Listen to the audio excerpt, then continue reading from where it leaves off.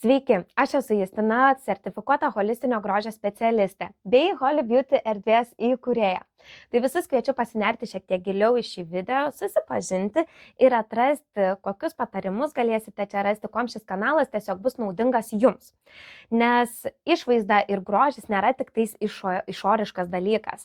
Tai yra jūsų sveikata, jūsų gerovė, jūsų savijauta. Tai galiu išduoti vieną paslaptį iš karto, kad šis kanalas bus unikalus tuom, kad jūs čia atrasite ne šiaip tiesiog profesionalias veido odos priežiūros technikas, rutinas ar tai tipsus kažkokius, bet viskas bus apjungta su holistiniais metodais, savimasažai, savipriežiūra bei sveikatos patarimais.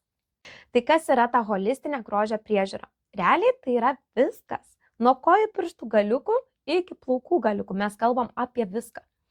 Nes kitu atveju mes tuomet negalėsime išsigryninti tikrosios priežasties, dėl ko, tarkim, vyksta kažkokie tai pokyčiai su kūnu, su veido oda ar tai su kūno oda ir tada negalėsime tikslingai judėti link rezultato, kurio mes norime.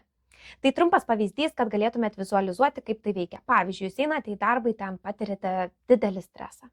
Taip. Ir po kurio laiko jums pradeda slinkti plaukai, kuokštais tiesiog. Taip. Jūsų oda pakrinta, tampa papilkšvėjusi, patamsėja, žodžiu, jūs atrodote kaip gyvas lavonas. Ir tada galvojate, juk reikia jums pradėti eiti procedūras. Jūs einate procedūras, rezultato nėra, gerai, kelias dienas ten gal ir oda gražesnė, bet kažko tai įspūdingo nesulaukėte. Pradedate naudoti, kad ir brangiausia pasaulyje kosmetika. Rezultato, kaip nėra, taip nėra. Kodėl? Todėl, nes jūs vis tiek nuolatos patirite tą stresą ir įtampą ir jūs nepašalinate tos priežasties. Tai jūs jeigu nepašalinate tos priežasties, tai jūs darykit, ką norit, jūs kažkokio tai įspūdingo rezultato, niekada nesulauksit. Niekada. Ir tai yra faktas.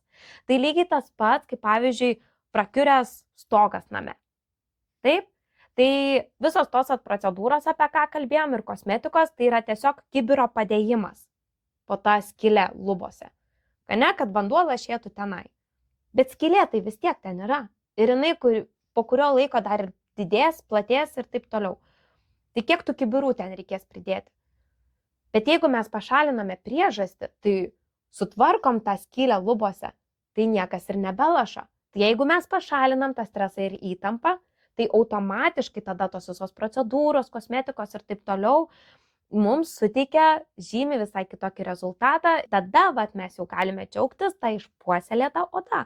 Bet taip viskas ir vyksta su ta holistinio grožio priežiūra. Ir visą laiką mes taip ieškome. Gal suvalgiam kažką tai ne to, gal miegam su netinkama patalinė, gal naudojam netinkamus skalbiklius, gal per daug liečiame savo veidą, gal naudojame netinkamą makiažą, pavyzdžiui, kaip mako kompaktinės pudros, jos skatina aknę. Ir tai yra faktas, jūs galite rasti tą informaciją internete ir čia net nėra šmeižtas, nes tai yra faktas jau. Tai visokių tokių niuansų ir dalykėlių gali būti, tai yra labai įdomu iš tikrųjų. Aš tai net įsivaizduoju, jog tai yra taip menka, jeigu mes į grožį žiūrime tiesiog kaip į tokį, čia pasidažiau, uždažiau viską, paslėpiau savo ten tas spuogelius ar dar kažką ir tiek ir atrodau gražiai. Ne. Ir nepasiduokit socialinių tinklų įtakoms, nes niekas neatrodo taip idealiai. Idealiai atrodom tada, kai mes jaučiamės gerai, kai mes mylim patys save, kai mes pasitikėme savimi ir pažiūrėję į veidrodį, kaip ir sakiau, galime savo pamerkti akį ir sakyti, šiandien tai tu gerai atrodai.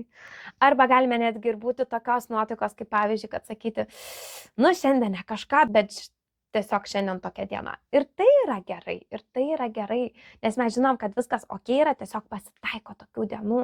Kuom tai yra gerai, nes mes sugebame tai savo įsivardinti ir mes nepradedam pergyventi, kad, tai kas čia įvyko, tai kas čia dabar yra. Mes tiesiog žinom, kad šiandien yra tokia diena, mes leidžiame savo atsipalaiduoti, mes leidžiame savo išjausti tai, ką jaučiam, nepergyventi dėl to. Ir žinome, kad tiesiog rytojus bus geresnis, nes kaip ir kiekviena audra, kai praeina, tai ir visa tai irgi praeis. Tai taip trumpai apie tą holistinę grožio priežiūrą. Iš tikrųjų, tai žymiai galime nerti daug giliau. Čia toksai, tas vadinama ta ledkalnio tik viršūnė, iš tikrųjų, tai to ledyno po apačią, tai yra tiek daug, kad aš nežinau, čia neužtektų nei 3 dienų apie viską pakalbėti. Na, o kuom aš galiu jums padėti visoje šitoje kelionėje, tai savo žiniomis, kurių spektras yra gan platus. Iš tikrųjų, esu baigusi tiek kinesterapiją, tiek tradicinės kinų medicinos mokymus, tiek susipažinusi su ajurveda, su šiuolaikinė medicina ir įvairiomis grožio technikomis. Tai tikrai labai norisi ir pasidalinti viskuom. Esu išbandžiusi tikrai nemažai kosmetikos, dabar esu apsistojusi ties viena kompanija, tai nežinau, čia kaip ir lipant į kalną. Iš pradžių tai taip tu randi, ieškai to patogiausio kelio, ieškai geriausio kelio, bet kai jau atrandi tą kelią, tai ir lipi juo, nes jeigu visada palipsi kažkuriuo, tai ir po to vėl kažkuriuo, ir po to vėl kažkuriuo, na tai niekada tu tos viršūnės ir nepasieksi. Tai čia lygiai taip pat. Jeigu atrandate gerą kosmetiką, o aš esu atradusi labai gerą kosmetiką, tai sustoju ties ją ir su ją dirbu, nes tada galiu stipriai ją išnagrinėti, galiu žinoti, kaip jinai veikia, kaip ją galima miksuoti ir tiesiog kaip išgauti pačius geriausius rezultatus. Plus tai yra veganiška kosmetika, tai yra kosmetika, su kuria buvo atlikta labai daug mokslinių tyrimų, tad jos veiksmingumu aš esu tikra 100%. Tai tikrai net nebijau pasakyti viso to procento, žinot, dažniausiai būna, sako, 99%, bet ne, esu 100% užtikrinta jos veiksmingumu. Plus tos technikos, kurias naudoju, tai jos ne tik, kad padeda geriau atrodyti, jos padeda ir jaustis geriau. Ir labai didelį dėmesį iš tikrųjų skiriu ir darbui su limfa, kas iš tikrųjų yra vienas didžiausių pagrindų grožio srityje. Ir su tuo jau dirbu pakankamai senai, nors dabar tik tais ateina ant tokios bangos, sakykime, dabar labai pradeda daug kalbėti apie limfodrenažus, apie limfotaką, kas yra iš tikrųjų nuostabu. Tai trumpai tiek ir dabar tiesiog pasidalinsiu tokiu trumpu praktiniu patarimu, kokį savimasažą savo galite labai greitai ir lengvai atlikti, kad šiek tiek interaktyviau būtų ir kad galėtumėt pamatyti, kokią naudą šis kanalas jums suteiks. Na tai sveikučiai, šiandieną išmoksime trumpą tokį greitai liftinguojantį masažiuką. Tai pirmumo eilėje patraukiame plaukus ir viską nuo kaklo bei dekoltės srities. Nuplauname veidą, pasiruošiame jį ir naudojame žolelių aliejų, kad nekimštų porų. Aliejų paskirstome tolygiai veido, kaklo bei dekoltės zonose. Ir tuomet keliamaisiais judesiais viską keliame į viršų. Per odomo obuolį pereiname švelniai, o toliau judesiai vėl gilus ir tolygus. Kai viską padarome, pereiname dirbti tik su viena veido odos puse ir pradedame nuo apačios. Tai nuo smakro vidurio iki ausies apatinio kampo. Tuomet nuo lūpos kampiuko iki ausies vidurio. Ir trečioji zona, tai nuo nosies kraštelio iki ausies viršaus. Tuomet einame per paakių zoną, tai stengiamės tą daryti švelniai bei pakeliame antakiuką.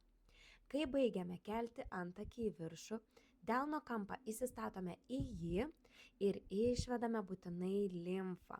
Vedame ją iki pat pažasties per veido periferiją. Ir tuomet viską padarome lygiai tą patį su kita puse. Šis masažas ne tik suteiks greitą tokį liftingo efektą jūsų veido odai, bet jinai atrodys skaistesnė bei gyvybingesnė. Ir žinoma, labai svarbu ant pačio galo nepamirškite išvesti limfos, kad jinai neužsistovėtų ir jūsų neišbertų. Na, tikiuosi jums patiko šis trumpas savimasažas, tikrai rekomenduoju, kad išbandytumėt jį praktiškai, nes vien tik žiūrint jį niekas nepasikeis, reikia įdėti šiek tiek savo pastangų ir darbo.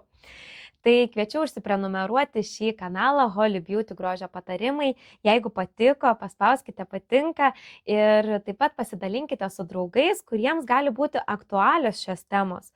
Ir jeigu norite, galite komentaruose palikti temas ar tai klausimus, kuriuos norėtumėte matyti ateityje.